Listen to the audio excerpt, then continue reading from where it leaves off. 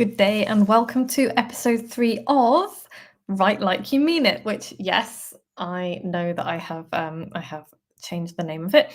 There are reasons for that will become clear, I think, over the next few weeks. But yeah, so episode number 3 of Write Like You Mean It, and today's title is You Don't Have to Actually Write, which is something that makes me very happy, and I love talking about this. I'm now just going to try and figure out how to make the overlay go away.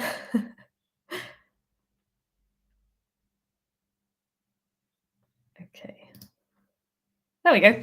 Yeah, so one of my favorite kind of topics of conversation when I'm helping people to write, when I'm coaching people to write, is this idea that as soon as they sit down to write, they really struggle. It's like like a barrier comes down between them and the page or the piece of paper or the laptop or whatever it is that they are kind of writing on, and it's like they had all of this stuff in their head and they kind of knew what they wanted to say. And as soon as they sit down, it disappears and it becomes very stressful and it becomes just something that they lose their voice, they lose who they are, they lose what they were saying, they lose their thread.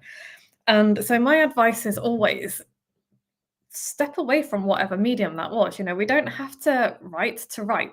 We don't have to sit down at a keyboard and physically type away to write and to think and to put our ideas out there. We don't have to have a pen and a piece of paper, although for some people that works really, really well. If you are not a writer, if you consider yourself not a writer, stop trying to kind of write and put words on paper. And my suggestion is always get your iPhone or your smartphone or your dictaphone if you're old school, and go for a walk and record your thoughts into your voice note taker.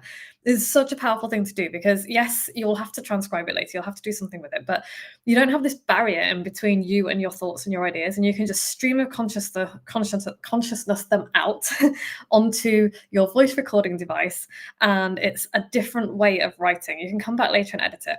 Another thing that you can do that I love suggesting that people do, and I do this all the time, is have a conversation about what you're trying to write about with somebody. So I will have conversations with my husband all the time about stuff that I'm kind of writing about. When I was doing my master's in creative writing, I spent a lot of time chatting things through with him because I really I struggled to just kind of sit down and do the damn work, and B, I just kind of struggled to think through my ideas on paper because my thoughts are so much quicker than my typing, even though I've got a very fast typing speed. It was a really useful exercise to kind of chat with him, and I recorded those conversations as well. So if you can record those conversations, that's really, really helpful.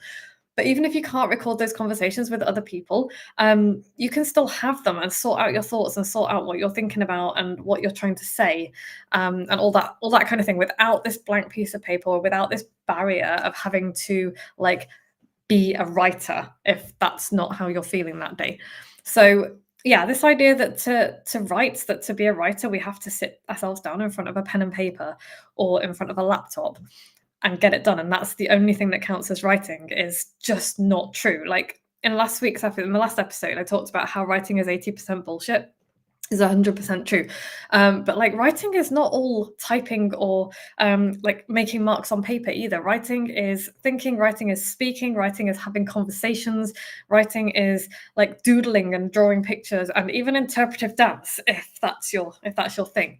So if you're thinking, I really want to write and I'm struggling to get the words out, and every time you sit down at a desk, everything disappears and you feel a bit like, this is terrible. Stop sitting down at your desk to get started. Like, go for a walk, take your voice recorder, take your phone, find a friend to have a conversation with, and talk it out. Get it out of your head into there, and then you can come back. There's loads of cheap and free transcription services that you can upload the audio file to.